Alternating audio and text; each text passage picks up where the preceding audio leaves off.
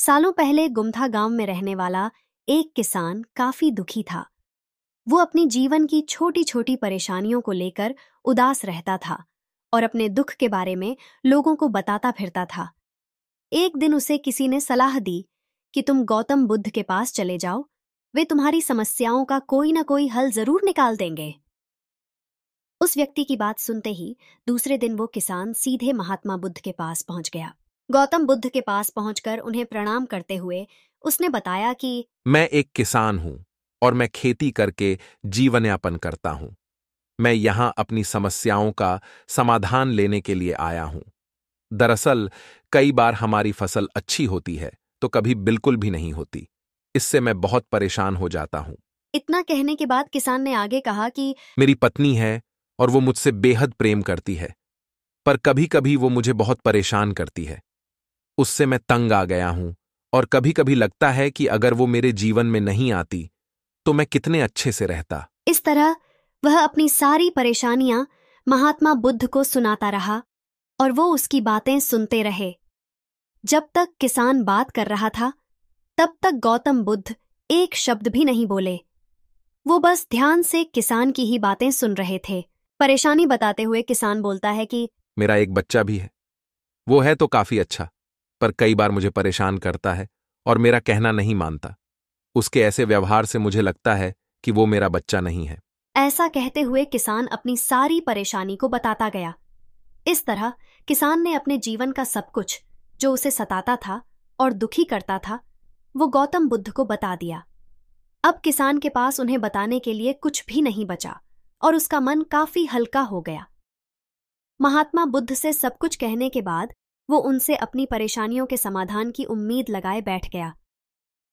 काफी देर तक गौतम बुद्ध के जवाब का इंतजार करने के बाद बेसब्र होकर किसान ने ऊंची आवाज में महात्मा बुद्ध से पूछा, क्या आप मेरी समस्याओं को लेकर कुछ नहीं कहेंगे?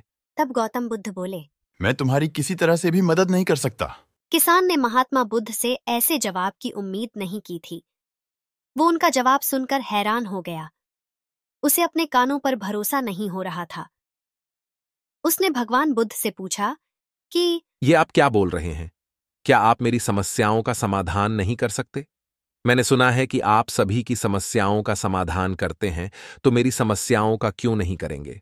महात्मा बुद्ध इस बात पर किसान से कहते हैं कि आपके जीवन में जितनी कठिनाइयां हैं उतनी हर किसी के जीवन में होती है और सबको अपनी छोटी समस्याएं भी अधिक लगती हैं।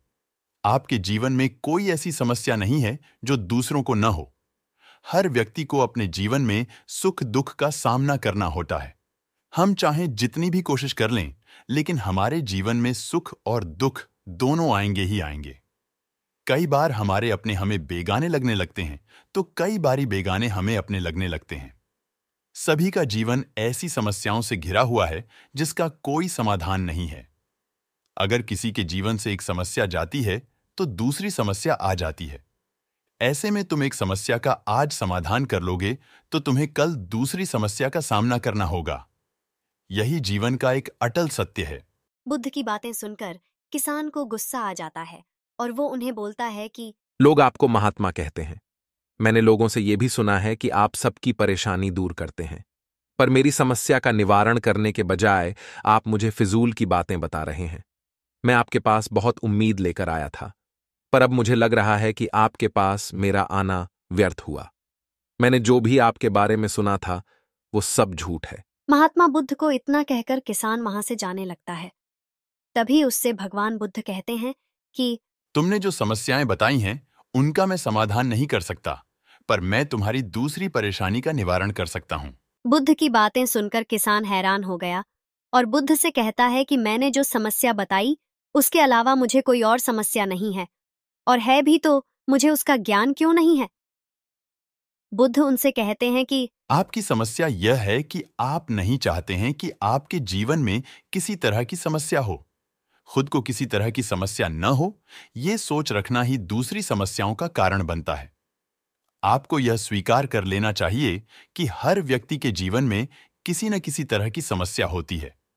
ये मत सोचो कि आप इस दुनिया के सबसे दुखी इंसान हो।